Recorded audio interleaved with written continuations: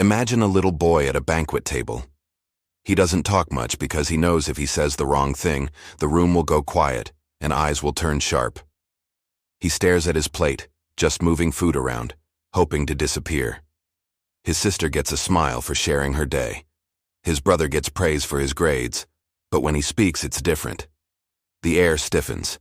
His words are treated not as mistakes, but as offenses. He feels like an intruder in his own home. This is the silent reality of the hated child. Not always hated in words or actions, but hated in energy, in the subtle cues, in the sigh when they enter the room, in the way their presence feels like a disruption rather than a welcome. And for many people, this isn't a scene from a story, it's a memory. The human heart is born seeking belonging. It seeks warmth, safety, and acceptance. When that love is withheld or worse, replaced with resentment, a child doesn't just feel unloved. They feel unworthy of love. That distinction is everything. Because being unloved is a condition, but being unworthy becomes an identity.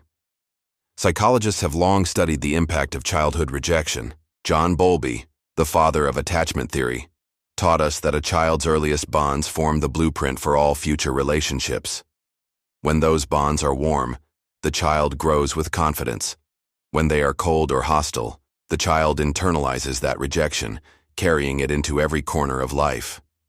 The hated child becomes the adult who still flinches, even when no one is raising a hand. And here is what makes it more complex. The hated child often doesn't even realize they were hated. To a child, parents are reality itself. If a parent shows disdain, the child doesn't think, "My parent is flawed." They think, "I must be flawed." Their mind bends to protect the bond. The hurt becomes self-blame. This is why these children often grow into adults who struggle with the same quiet questions. Am I enough? Do I deserve love? Why does connection feel so difficult? One of the cruelest aspects of being the hated child is comparison.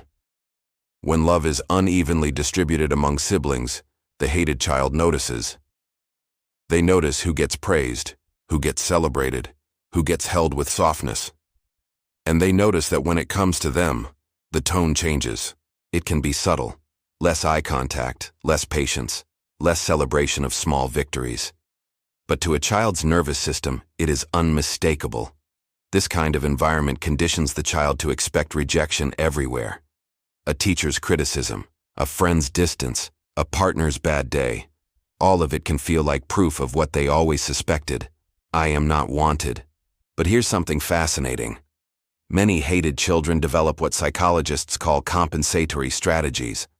They try to earn the love they were denied. Some become perfectionists, believing that flawless achievement will finally make them worthy. Others become people pleasers, molding themselves into whatever shape might gain approval. But beneath all these strategies lies the same wound. I was not accepted as I am.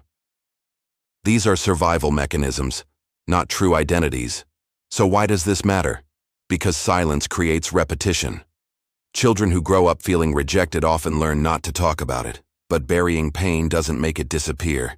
It festers. It shapes choices. For example, a formerly hated child may unconsciously choose partners who recreate the same dynamic, critical, withholding, dismissive, because it feels familiar. The brain gravitates toward what it knows, even when what it knows is harmful. This is how the cycle repeats across generations. And yet here's the paradox. The hated child often becomes remarkably sensitive to the emotions of others. They can read a room with astonishing accuracy. They sense moods before words are spoken. This is not magic. It is survival. When your safety depended on anticipating rejection, you learn to become a master of perception. The tragedy is that the hated child is not always visibly mistreated. Sometimes they grow up in families that look normal from the outside. There are birthdays, vacations, even laughter. But inside, they feel unseen or perpetually wrong. This invisibility can hurt even more because there's no clear proof. So they question themselves. They think, maybe I'm overreacting. Maybe I'm just too sensitive. This internalized doubt follows them into adulthood, whispering, something is wrong with me. Let's be clear. Love is not optional for a child. Love is oxygen. Acceptance is food. Without it, the spirit doesn't just ache, it suffocates. But here's the hidden truth. The identity of the hated child is not the essence of the child. It is a scar, not the skin itself. And scars, while permanent in history, do not have to dictate destiny. The hated child doesn't just carry wounds, they also carry gifts. Their hypersensitivity can become empathy. Their solitude can become creativity. Their resilience, born from surviving rejection, can become courage. Healing begins when the adult recognizes the child they once were. Not to blame parents endlessly, but to see clearly what happened, because what is not seen is repeated. Naming the experience is a powerful step.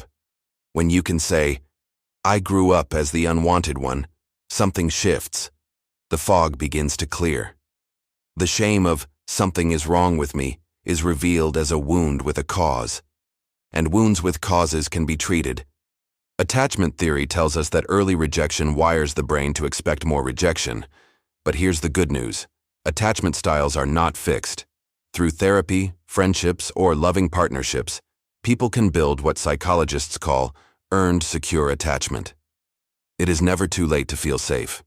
Healing requires compassion, especially self-compassion. To practice it is to say, "I will not treat myself the way I was once treated." Each small act of gentleness becomes a rebellion against the old identity. The hated child is not doomed to be broken. They are invited to transform. The journey is a shift from victimhood to authorship. Instead of asking, "Why was I unwanted?" the healed adult asks, "What kind of life do I now choose to build?" It is not a denial of pain. It is an integration of pain. It is saying, "Yes, I was rejected. Yes, it shaped me. But it does not define me." Let's return to the little boy at the table, feeling invisible. Perhaps that child is still within you. The invitation now is simple. Look at them, see them, tell them what no one else did. You are worthy. You are enough. You belong. Healing begins the moment the hated child is finally met with love. Not earned love, not conditional love, but the love that says, "You exist. Therefore you matter." The hated child isn't truly hated. They are simply waiting for someone, perhaps even themselves, to finally say yes. Thank you for watching. If this story resonated with you, please consider sharing it. And don't forget to subscribe for more content on healing and understanding ourselves.